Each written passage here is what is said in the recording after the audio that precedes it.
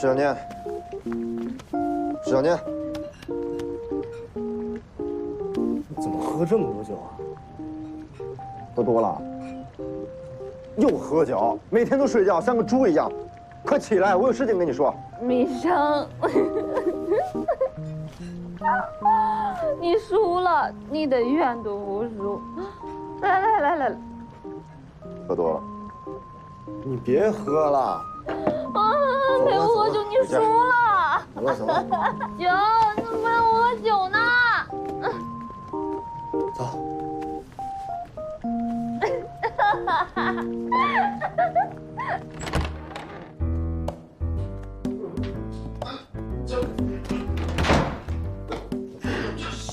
石小念。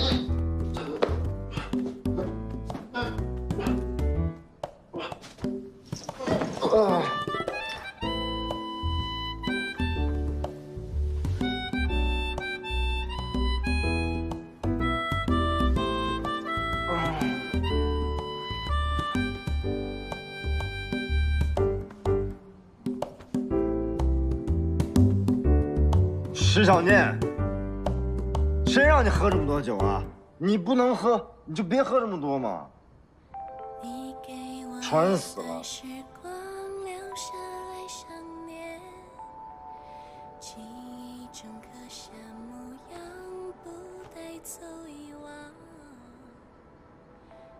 石小念，我喜欢你。给我酒，给我呀，给我呀！反正我说完了，听没听到都不怪我。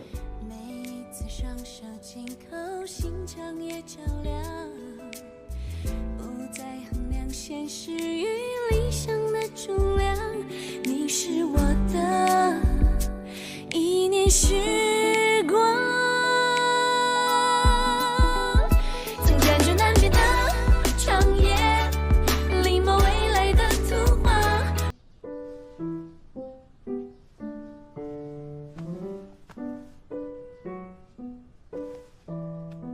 哎呀，我这是喝了多少酒啊？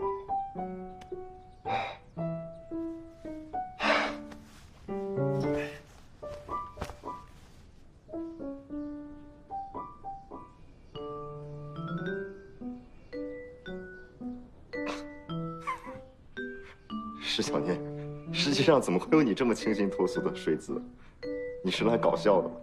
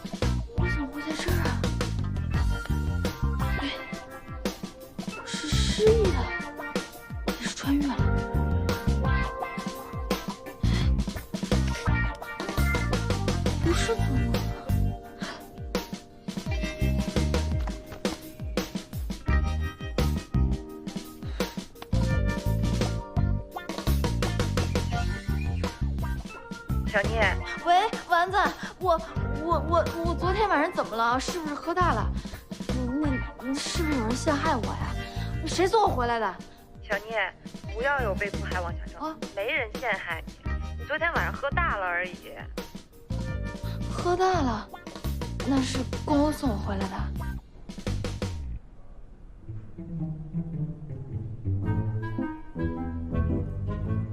没事，小老板，我看你也挺忙的，还有一堆事要做呢，我就先走了啊。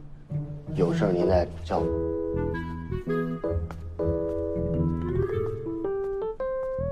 李生，怎么了，小老板？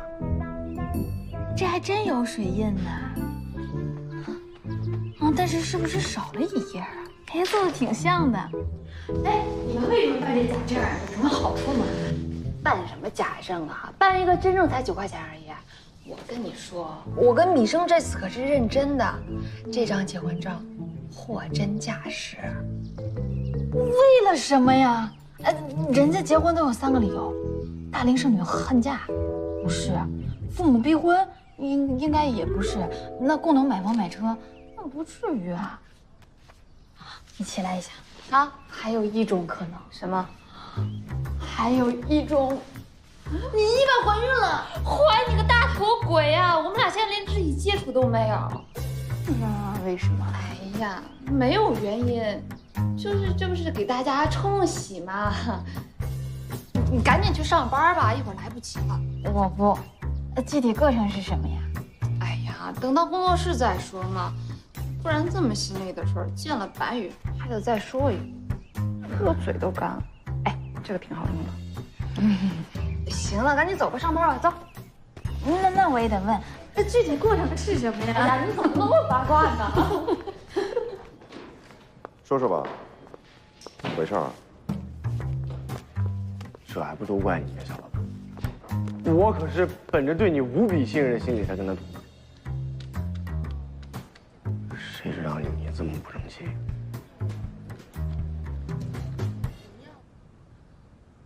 所以你就这么把自己给卖了？错，是他把他自己卖给了我。我本来以为米生作为龚大总裁身边的小跟班，至少薪水还算可观吧。可是今天领完证，他才告诉我，他其实根本就没有什么钱。最近 NE 发生了地震般的波动，外部手机召回对品牌的影响非常大。内部副总裁陈柏又带领着团队集体辞职，而且补偿消费者的资金也出现了漏洞，内外交困，米生的薪水都打折扣了。哎，你刚才说的真的假的？NE 出了这么大的事儿，公公怎么一点都没跟我说呢？哎呀，以公公的脾气，他怎么可能会把这种事情抱怨给你听啊？他肯定就默默一个人扛了。而且据米生说，很少喝酒的公昨天晚上为了给离开的团队送行，心里不舒服也喝多了。这么夸张啊？不行，我得帮他。池小念，你是不是傻呀？我们就一个以漫画为主的出版社，还有你的工作室，那都还是公公帮你投资的。你说我们在 IT 行业啊，要人没人，要钱没钱，拿什么帮他呀？把咱俩卖了都不够他那些钱。那我也要帮他，人家给我投入付出了这么多，这个危难的时候我不搭把手，我还是人吗？哎，你有什么办法没有？她非要嫁给我，我怎么办啊？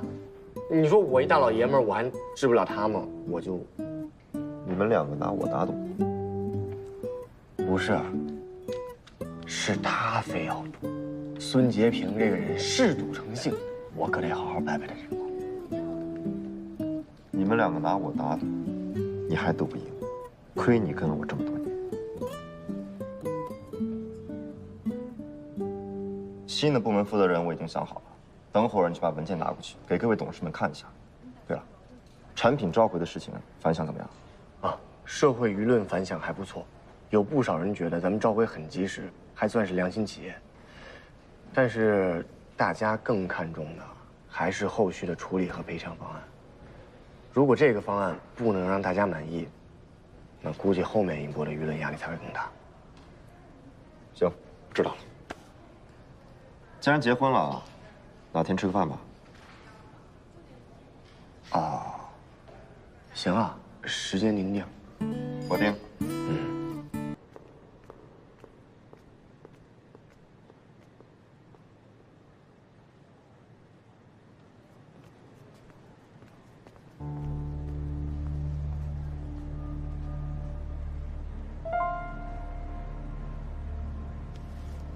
小姐，请问您找谁？有提前预约吗？不好意思，我没预约，但是我在微博上给张哥留言了，我找张哥。你是说我们张总吧？啊，应该是吧。啊，我们张总呀，他现在还在忙。如果你没有提前预约，可能没关系，我就在这儿等就行。谢谢。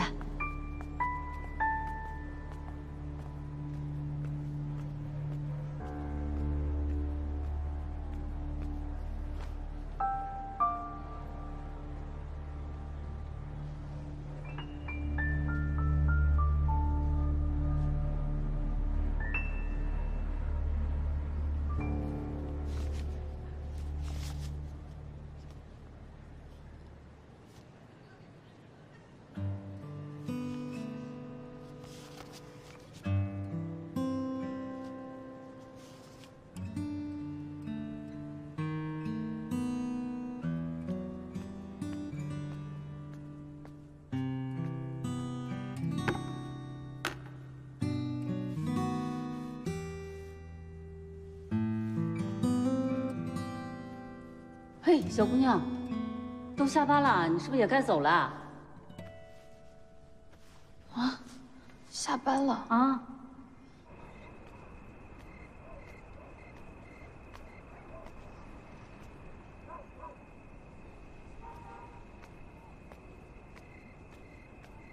啊，大威就住在这样的地方啊？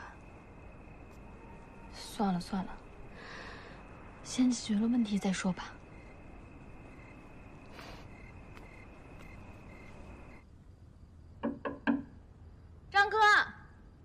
张哥在吗？我是张哥，但我不要外卖，不要保险，不要退药，走吧。我不是外卖。我不需要，走吧。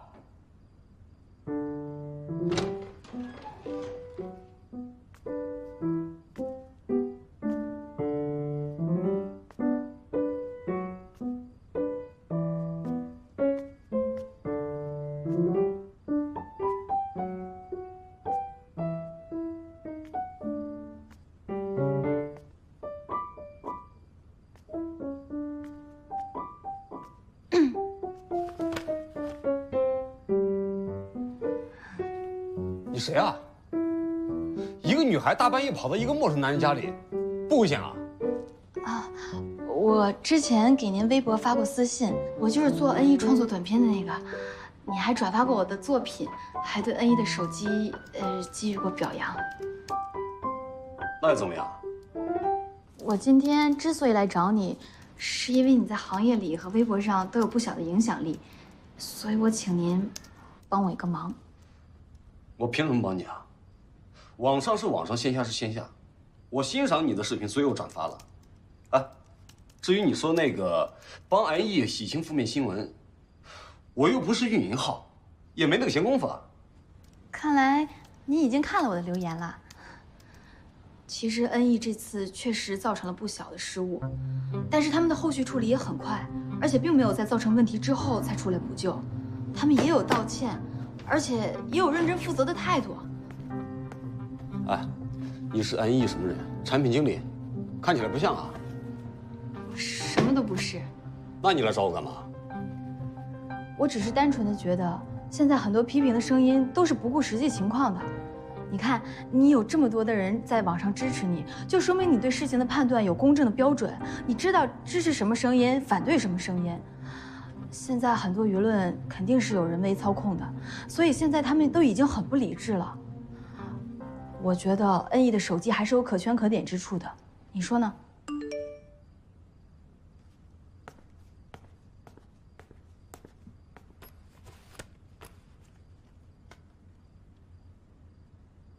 宝贝儿，爸爸也想你啊。等你明天回来了，爸爸什么都不做，就陪你过生日。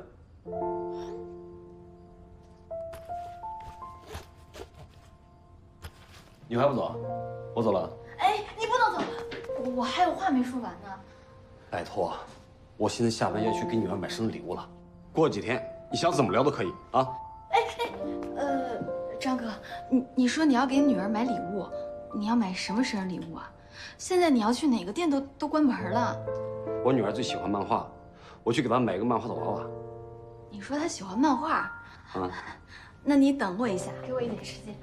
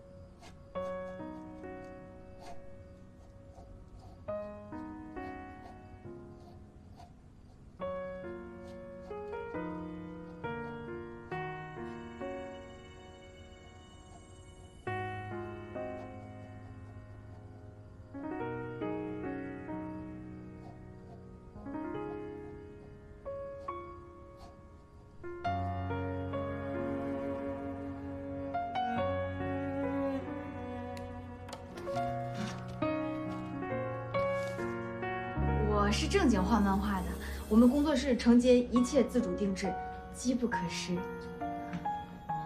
没想到你画的不错啊，我女儿肯定会喜欢。那咱们还能继续聊聊吗？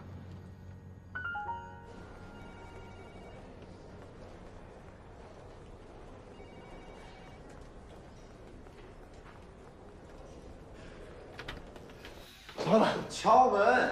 来不及敲门了，陈百带着团队加入繁盛了。真的假的？真的。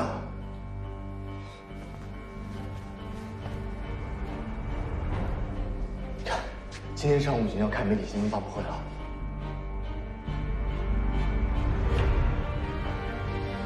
还有这事儿很有意思，从昨天晚上开始，我们的舆论导向正在慢慢好转，尤其是今天上午开始，给我们负面评价的人数明显减少。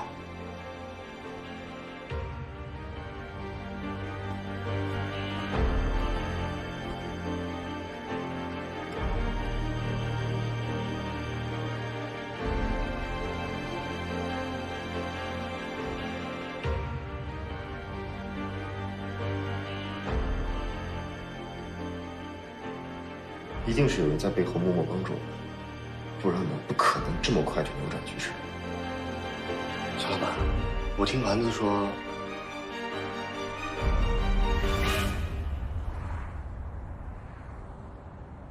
怎么就突然倒转枪口了呢？医生告诉我的是石小念的功劳，他找到了当时帮我们转发视频的大 V， 说服他们在网上帮我们解释，但是他好像也帮了别人什么忙，这样一来，我们才有了翻身的机会。这倒是像石小念的风格，不过效果还挺不错的。本来说要换手机的顾客，突然说不用换了，他们自己下载补丁就可以了。他们对我们 NE 的质量还是有信心的。这样一来，虽然我们的资金问题还是不小，但也不至于危机生存了。哎，对了，你一会儿几点的航班啊？我送你去机场。不用麻烦了，让米生送我就好了。照顾好自己，还有那个石小念，抓牢他，别让他跑了。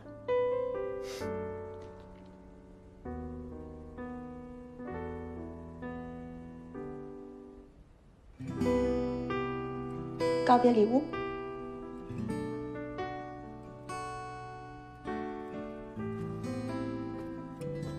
莫娜，谢谢你，有你这样的朋友，真好。好啦，你都说了100遍了，我们又是好朋友。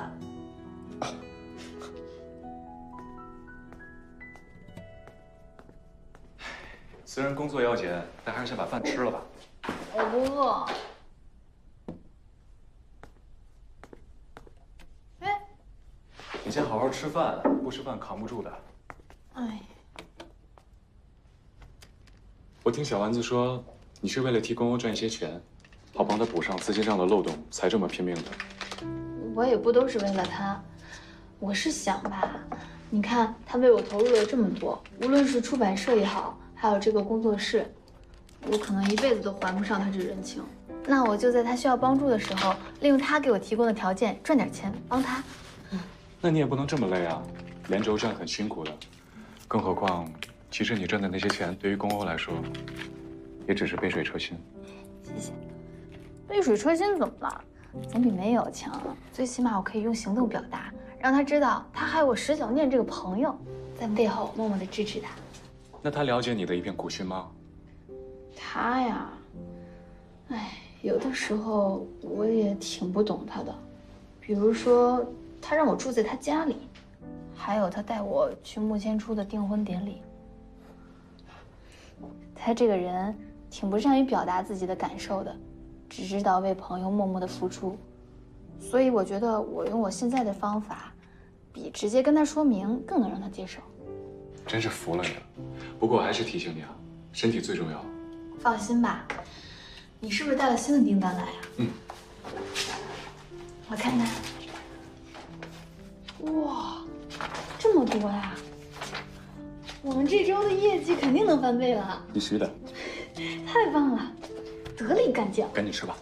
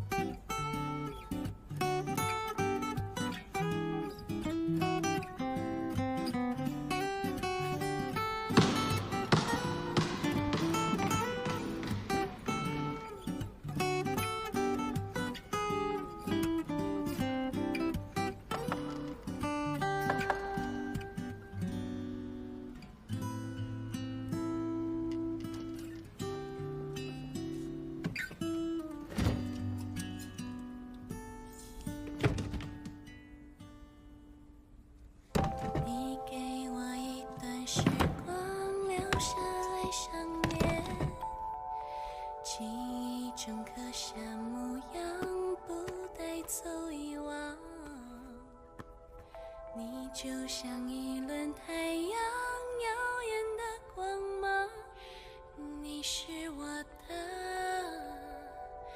一念时光。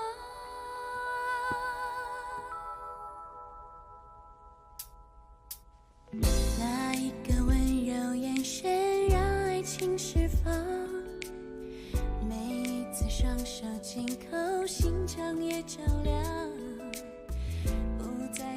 现实与理想的重量，你是我的一念时光。就请你带走我的心，填满柔软的幻想，孤单疲惫都已融化在你微笑的脸庞。曾辗转难眠的长夜，领悟未来的图画。我们的梦想，爱你是一个小小麻烦，挑战自己内心的容量。我看着你，求上天再赐我力量，教会我成长。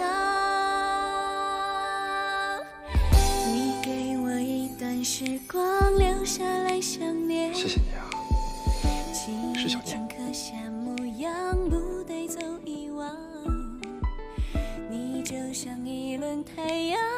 在画什么？哎，不给你看，给我看看。不行，给我的为什么不能让我看？不能让你看到，虽然是给你的，但没说现在让你看呀。给我看看。不给看，就给看，不行不行，不给看。哎呀，你走了，你赶紧走出去。给我看，不走。不给看，你快点走。难眠的长夜，临摹未来的图画，绘本里是我们的梦想。你是我的真蠢。一念时光。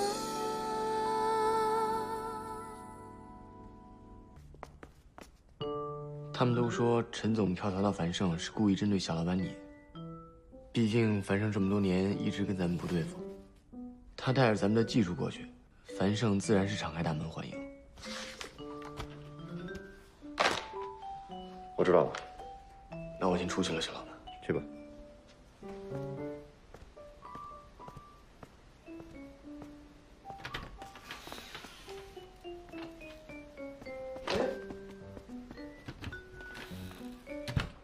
怎么了？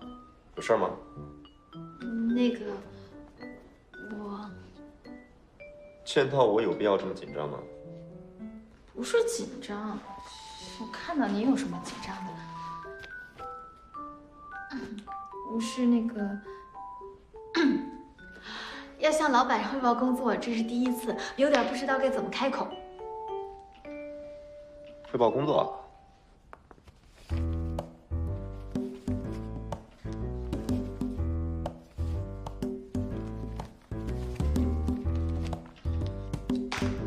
你写的这些都不必再做了。什么意思啊？做点自己喜欢的吧。喜欢的，这就是我喜欢的。恩义不需要你赚这么多钱，而且你赚的钱对我来说没有什么用。那怎么能行呢？你不要总把我们团队当成一个编外的团队，好不好？我们虽然不懂那些手机设计，但是也想多少做点贡献呀。我是这么想的，我们工作室呢可以朝2个方向发展。一方面呢是，工作室自负盈亏的部分，可以在不断的开展新的漫画项目之外，再接一些商业性质的案子，比如说动漫形象设计、漫改、漫展合作等等。盈利的部分就让小丸子做一个报表给你。第2个部分呢，就是针对恩义的宣传策划案，每个阶段的宣传，还有就是配合突发热点。我说了，不需要。你不是说你喜欢画漫画吗？我是喜欢画漫画，那就继续画呀。有人花着钱养你，做你想做的事情，这有什么不好？什么意思？什么叫有人养着我画漫画？你说的没错，我是喜欢画漫画，可是我一点没觉得我现在的工作有什么委屈的。我是真的很喜欢一起并肩作战、共同解决问题的这个感觉。恩义就算有什么问题，也不是你能解决的。那我至少可以努力呀。并没有这么重要。你这到底什么意思啊？这人怎么这么别扭啊？切！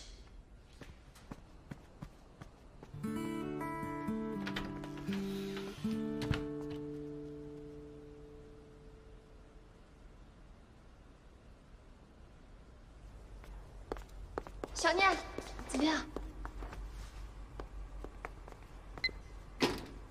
他提什么意见了吗？他没看。为什么呀？我怎么知道啊？你辛辛苦苦做了那么久，每一步都在为他考虑。他要是提意见，我就不说什么了。看都不看，什么意思呀？哎呦，你别着急，这样吧，那个我请你俩吃个饭，你们消消气儿，好吗？哎呀，走吧走吧。干杯！我都喝没了，别让我喝酒。那少喝点儿。喝酒呀！喝。还有呢？倒上。小念，你说公欧他凭什么那么说你啊？他莫名其妙的把你拉去他家工作，又把你关在他们家，工作室也是他给你开的，是不是？现在呢，又跑出来跟你说，你去做你自己想做的事情吧。他是不是人格分裂，脑袋有病啊？方案不方案，咱们就不提了。现在他是要把我还有工作室全都赶跑，那他当初干嘛还？哎呀，好了，不能。其实也不是这样的。真不是这样，那是什么意思啊？我看你们小老板就是阴晴不定，脑子有病，凭什么欺负我们小念啊？来喝点醒醒酒啊！哎，你们俩我们以后不要理他了，好不好？啊，小念是小念，我们不理他了，什么玩意儿啊？小老板，哎，真不是我不想控制局面，这一切发生的太快了。你怎么不敢？我还没来得及阻止呢，他俩已经开始呜呼了。你自己听吧。道上，你，哎呀，小丸子来干杯！小丸子。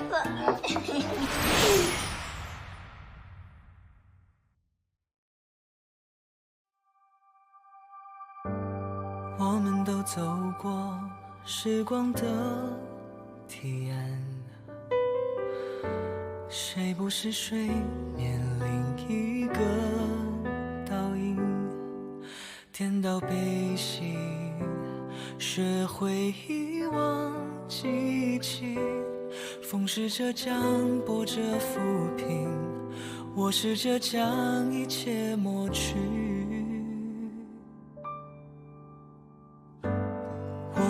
之间有透明的墙，牵引目光探索柔软的窗，颠倒沙漏，是否能倒转时光？你拒绝牵手的邮件，装着送你的全世界。你和我之间有透明的墙，牵引目光探索柔软的窗，颠倒沙漏，是否能倒转时光？你拒绝牵手的邮件，装着送你的全世界。要给就给完全，要收就收全部。可是烟太潦草，领悟太仓促。那一段路，我们颠倒无数。这一场宁愿孤单，不辜负。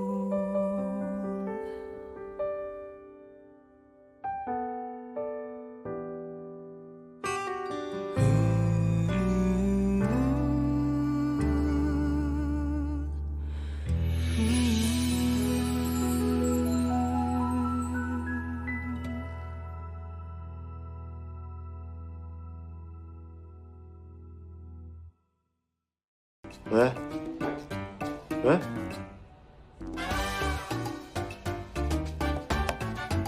服务员，先生有什么可以帮您？帮我买单。咱们醒醒。好的，请稍等。再喝一杯。加油！别喝了，别喝了。小念，走。哎，你干什么呀你？站稳了。小丸子。站稳了啊！站稳了。啊，我疼啊！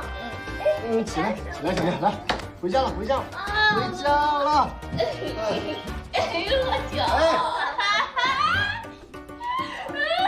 起来，起来，起来，回家了。回家了，回家了，回家了，回家了，回家了。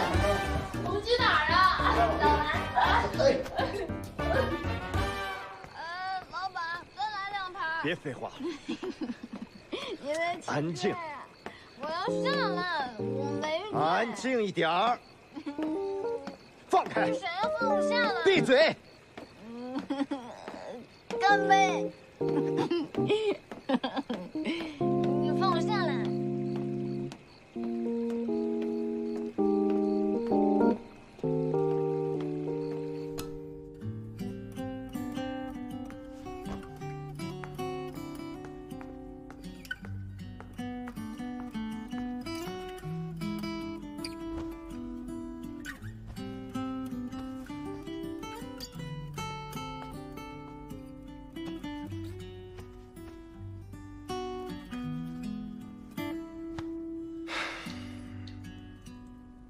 喝醉的样子真的是又丑又蠢。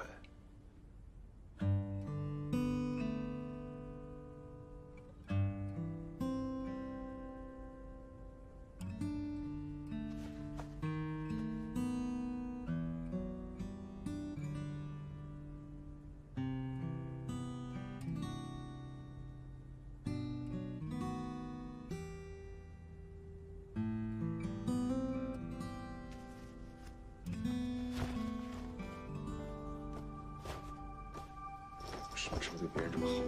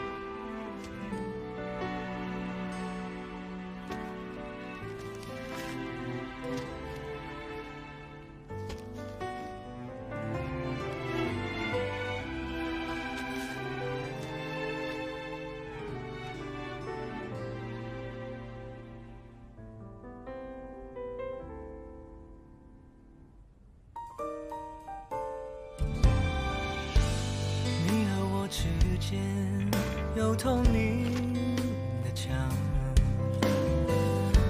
借你目光探索柔软的窗，颠倒沙漏，是否能倒转时光？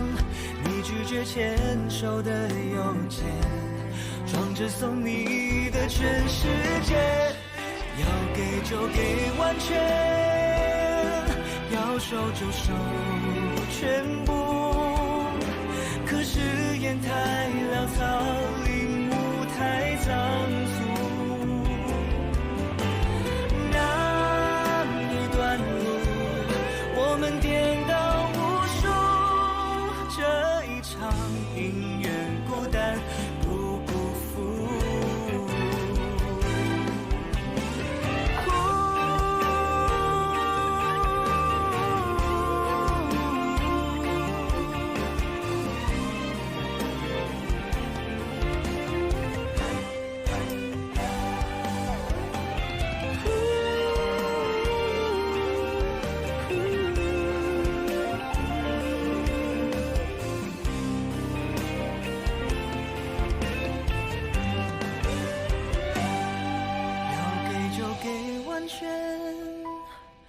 要收就收全部，可是烟太潦草，领悟太仓促。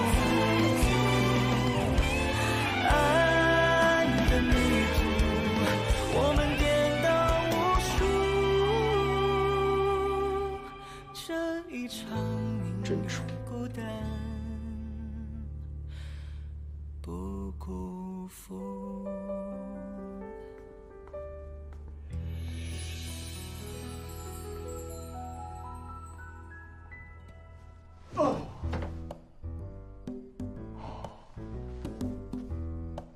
挺压着。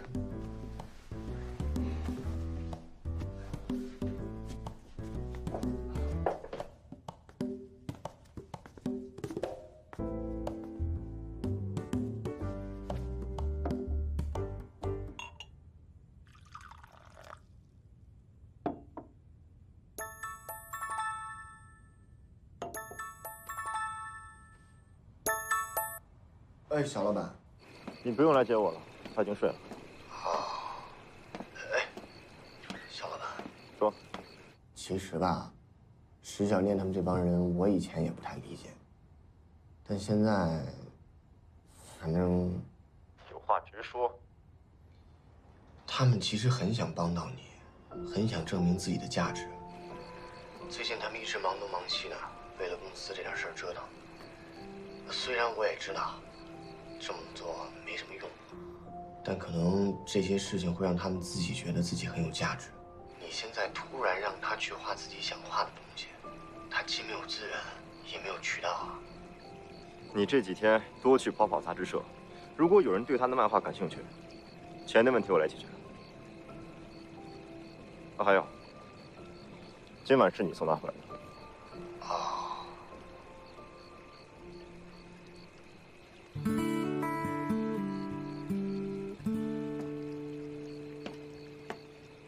这俩人非要搞这种背后付出的套路，有意思吗？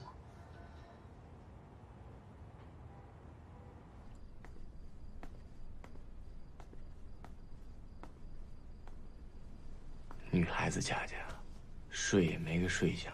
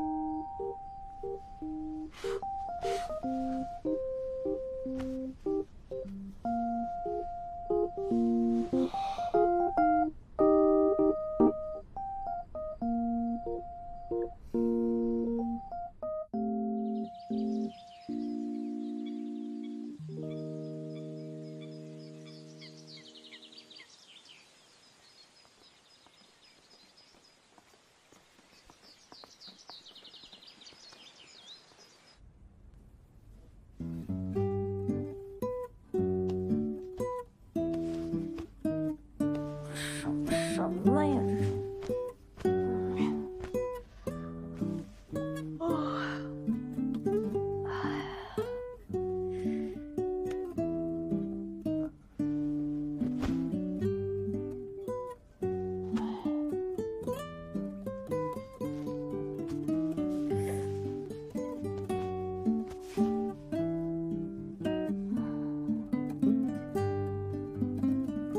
那个桌子上给你放了杯水，怕你醒了渴。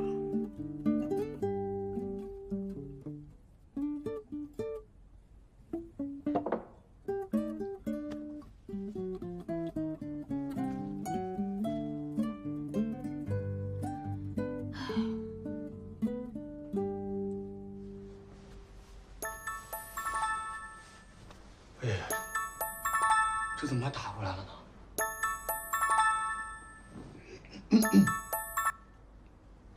喂，米生，我昨晚是怎么回来的？昨天晚上我送你回去的呀。不是，男女再授受不亲，你倒是给我脱个鞋呀！啊，那个着急嘛，忘了。我还有点事儿啊，我先不跟你说了。还有啊，孙洁平很安全，你不用担心。喂，小宁，我今天头太疼了，我就不去公司了。我在家啊。他，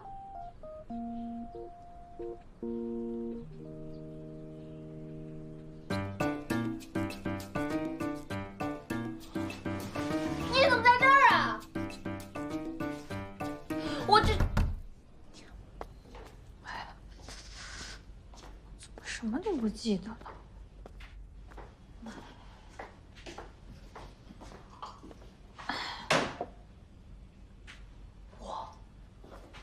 手稿，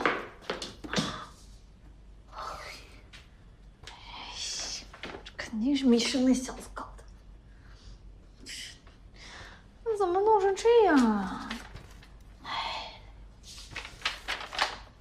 他是不是不想活了？今天不上班，小丸子也没来。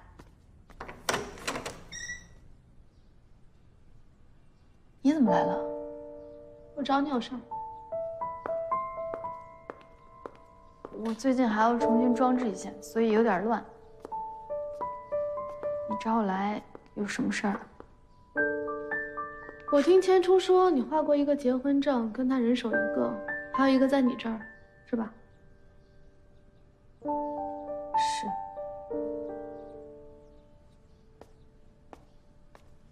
我在家找了，没找到。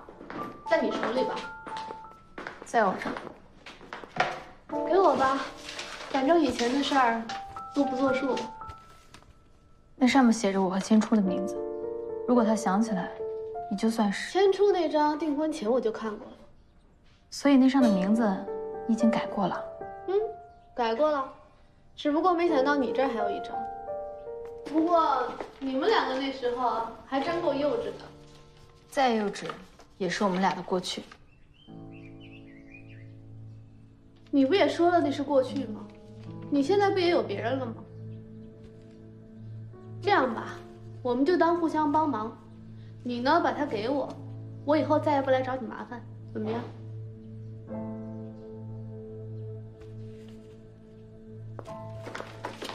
石小念，我是爱千初的，我对他的爱不比你少。如果最开始跟他在一起的那个人是我跟他一定能走到最后。谁和谁一开始的时候都希望能走到最后，希望你们可以吧。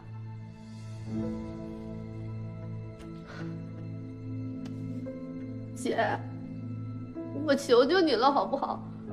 你看，在我们这么多年的情分上，你就最后再帮我一回吧，姐。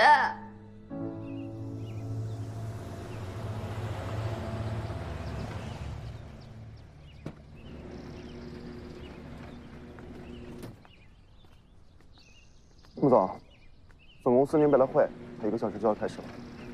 我知道，放心吧，我上去拿份资料就下来，正好让大家了解一下我们的转型思路。而且我周五就要跟小迪领证了，我觉得还是有必要跟他姐姐说一声，毕竟小迪可能不愿意说。好。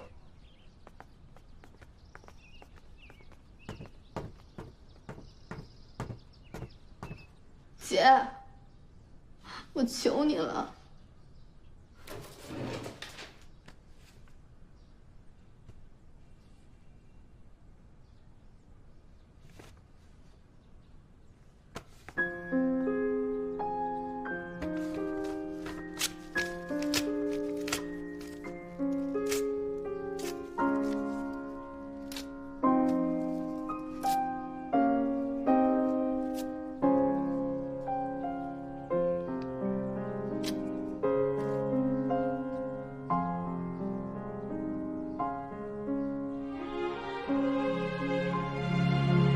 千初，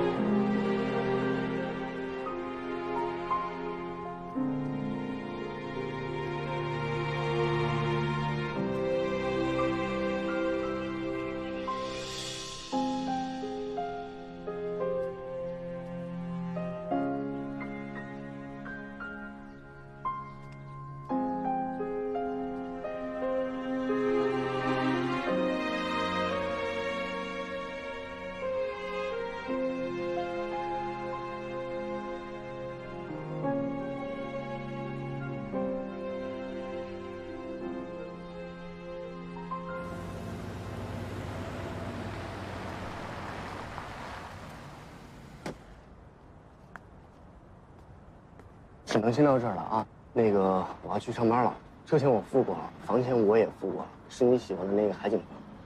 反正找着房子之前你一直住就行了。其实房东也没说非要得搬的。干嘛非得等他赶呀？地方又小，还要生的气。不用纠结了啊，就去住就行了。赶紧走吧，我要迟到了。对了，那个漫画的事儿，你记着提醒我点儿，我一会儿就去联系杂志社。行，赶紧走。知道了。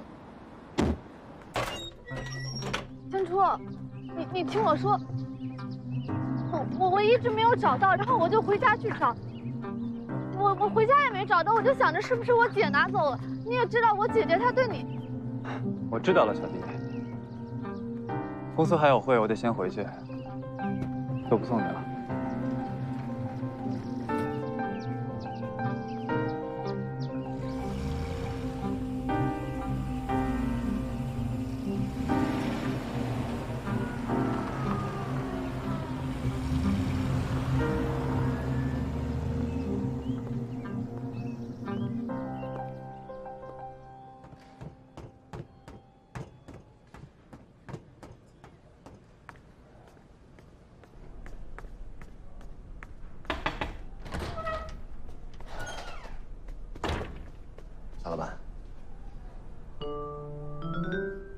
我敲门了。你敲门了，可是我没让你进来啊。小子，我就迟到了一小会儿，你别生气啊。他没有怀疑什么？啊，没有。我今天早上特意发消息跟他说我送他回去的，没事儿。他也没说什么。你想他说什么呀？没有，什么都没说。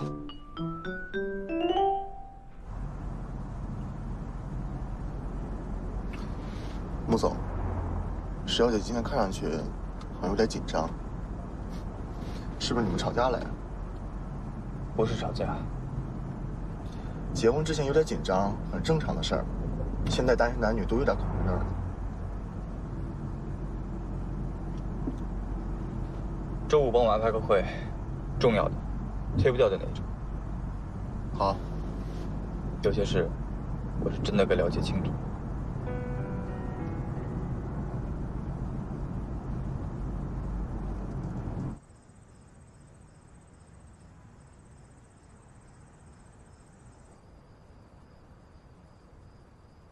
你干嘛呢？千初，你知不知道今天是什么日子啊？傻瓜，1年前的今天，我遇到你了呀。那时候你一个人走丢了，你还记得吗？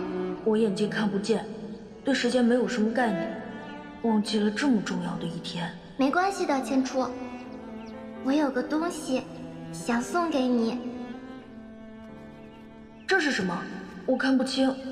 这个是结婚证，我在上面画了我们2个人的照片，写了我们2个人的名字。你拿了它，我们就永远不能分开。你懂不懂啊？懂，我把它收好，永远都不丢掉，你就永远都跑不掉。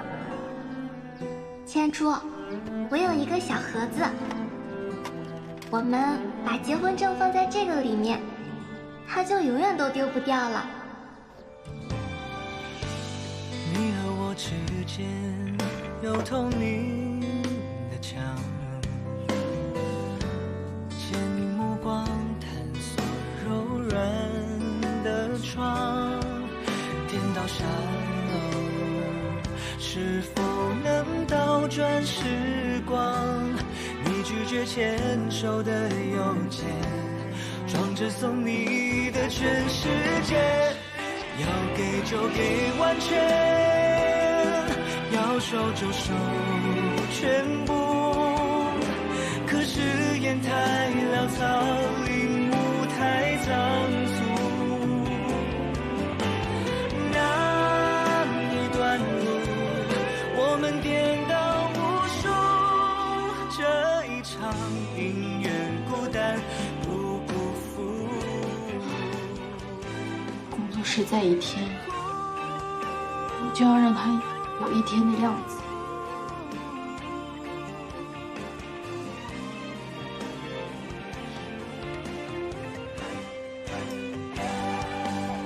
哎，石小念，振作起来，继续干活吧。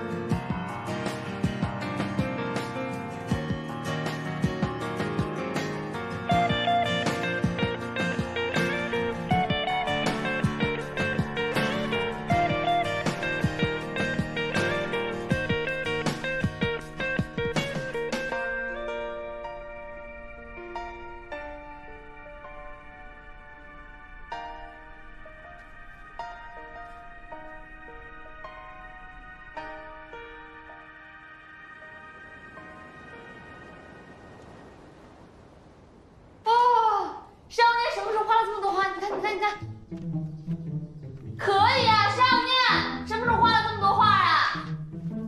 啊，谁？小丸子，你别碰，那是我的画！哎呀，给我拿回来！死丸子，怎么样？真好。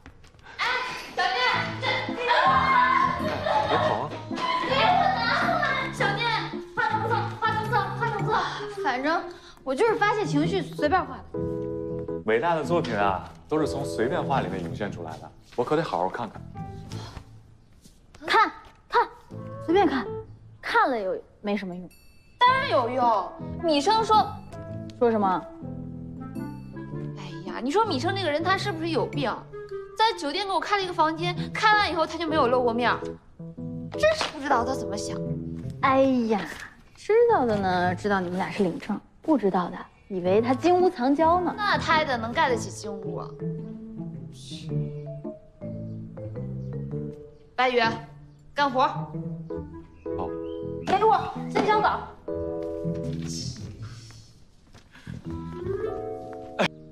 哇，这么多邮件，这什么情况呀？这还是我的漫画吗？还不赶紧过来拥抱一下你的经纪人？你要是想亲吻我，我也勉强可以接受，不过千万别告诉我们家米生哦。谁要亲吻你呀？你都是属于别人的了，别人亲我的，我可不要。好像谁稀罕你似的。不过丸子，你怎么做到的？这杂志挺难上的呢。我在这行混了多少年？我给你10秒，你会立刻告诉我的。10。不过我们怎么也没想到，这才刚登出来，反响就这么好。石小念，看来你很有绘画的天赋啊。我们真是怎么都没想到。你们？哦，我跟白宇呀。哎，这个不错，我觉得我们可以考虑一下。音频直播节目要求小念和漫画原型同时参加。什么漫画原型？这个必须要参加呀！这个软件最近特别火，参加完随随便便就能增加好几万的粉丝量。石小念，大火的机会就要来了，千万不要错过这次机会啊！要不然我会看不起你的。可是那个……哎呀，没有什么可是，加油啊！我们大吉大利向前冲，Go Go Go Go Go！ 加油！够什么够啊？我这够去哪儿啊？漫画原型。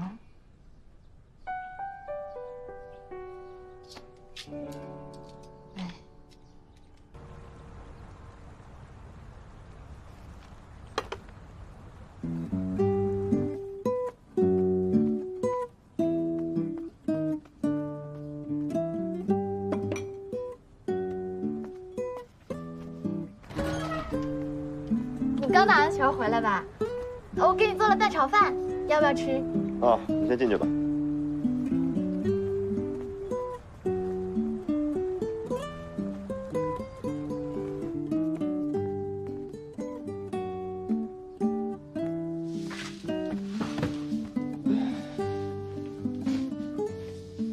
今天怎么这么闲啊？有什么事儿吗？不是你说的吗？每周6来给你做炒饭。这周过得好快呀！正所谓光阴似箭，日月如梭。心情不好啊？大早上的。没有。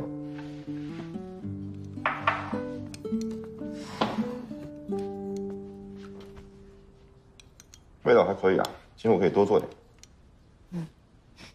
那个上次我们在公司交流的不够清楚，其实我是想……我说过，恩义的事情不需要你操心。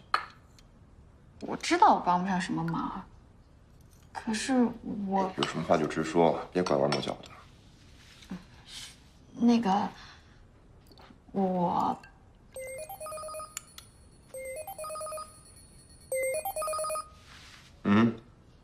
啊，我知道了，你安排去吧。5分钟之后，15分钟之后，我们可以出发了。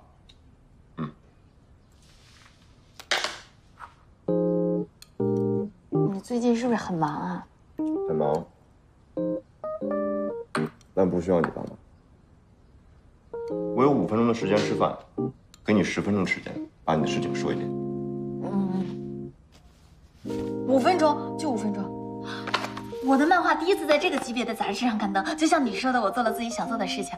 但是你看了不许生气，因为这个漫画本来就有点夸张，你不要过度解读啊。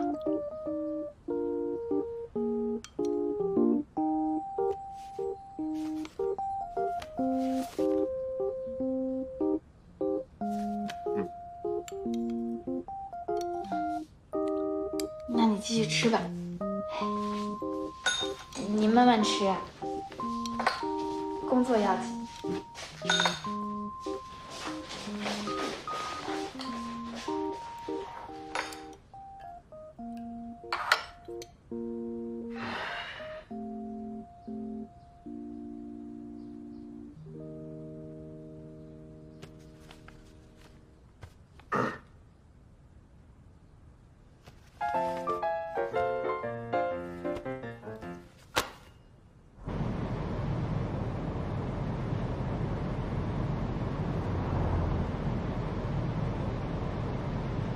小老板，恕我直言啊，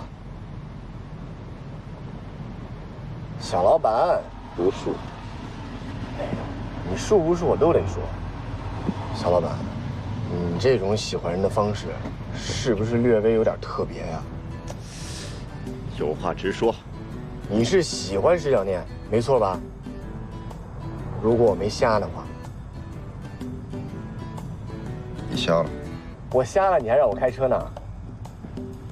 那你说你别扭个什么劲儿？你直接跟他说呀。说什么？说你喜欢他呗。切，你可真够无聊的。这有什么无聊啊？男欢女爱，这不人之常情吗？哟，你这么快就懂得男欢女爱了？我是在说你们俩，又不是在说我。而且啊，小老板，你不跟人家表白，怕失败，这我都能理解。但你不表白，你也别找事儿啊！你老跟人石小念杠个什么劲儿啊？啊，人家这边刚把热脸贴上来，你这啪叽给一冷脸，为人做点事儿吧，你还不让我说，可真是憋死了。你又不需要他付出什么。他做不做那是他的事儿，但是你为他做了这么多，你得跟他说呀。他也不需要为我付出什么。那你到底准不准备去啊？去哪儿啊？他没跟你说呀。石小念，你自己惹的祸，你要负责任。我真的是要被你气死了啊！您老人家去那个公公家吃了一个饭啊，然后就回来了。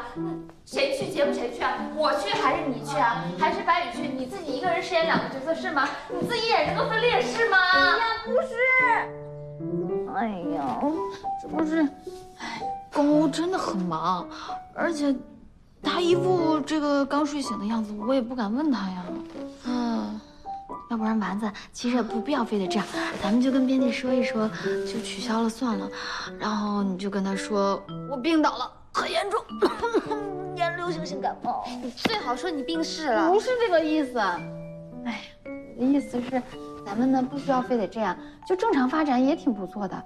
我呢会努力画画，绝不脱稿。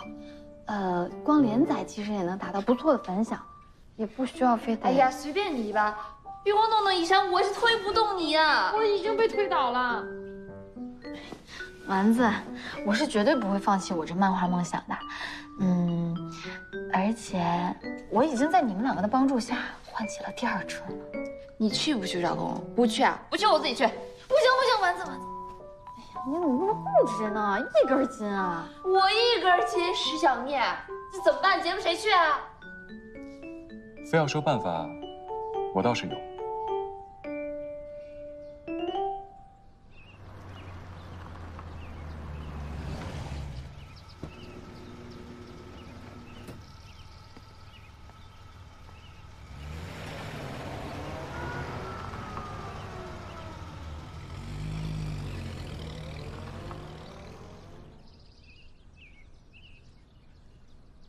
你说是找其他的小白脸代替公欧？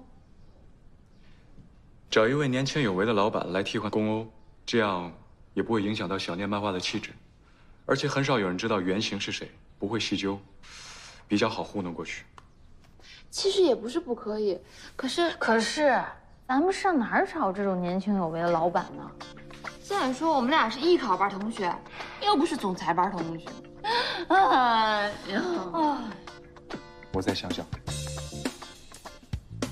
如果不介意的话，我倒是可以帮这个忙。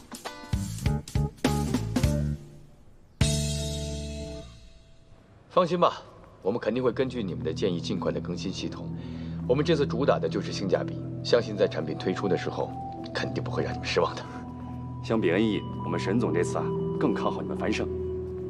那些传言，陈总不要放在心上，我们尽快把合同签了。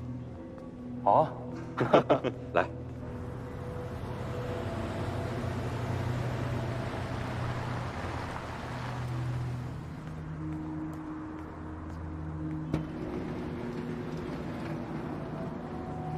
对了，石小念的那个采访是什么时候？下周2下午3点。小老板，我看你还是上心了，那我把下周2下午时间空出来。不用，既然他没告诉我，就说明他应付得了。好了，陈总，等你好消息啊！好，合作愉快。好。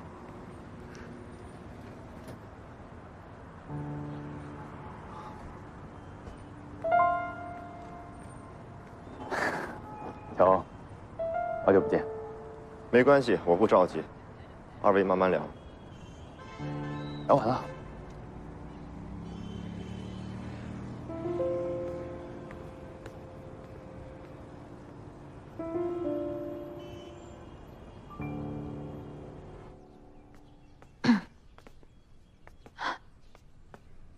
穆先生，这次你能帮我，我真的挺开心的，我很感激你。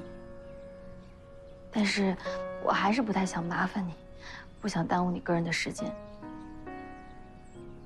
坦白来说，我并不觉得这件事情对我来讲是件麻烦的事。其实今天这活动我已经打算要推掉了，不管你觉得麻烦不麻烦，也已经不需要了。所以，不过我依然很感谢你。呀，你干什么？广告呀，你看。这什么广告？照理来说，主办方在开始活动之前都会提前做一些营销，这很正常。不是啊，这广告已经发出来，根本没有办法回头了，你知道吗？知道吗？石小念，他不是想取消这场活动吗？我还没有来得及跟主办方那边沟通呢，他们就已经开始宣传了。现在要打电话过去跟他们取消的话，肯定要按照合同赔偿一大笔违约金。这件事情无论是对你、对你的工作室，还有你新发行的漫画来讲，都是件好事。为什么要推掉呢？我觉得你实在是没有必要因为什么事情放弃这么好的机会。哎呀，怎么办呀？丸子，你没事吧？哎呀，这个主办方真的是神助攻啊！什么意思啊？现在的情况是这样的，他们已经把广告发出来了。如果想要取消活动的话，只有赔钱一条路了。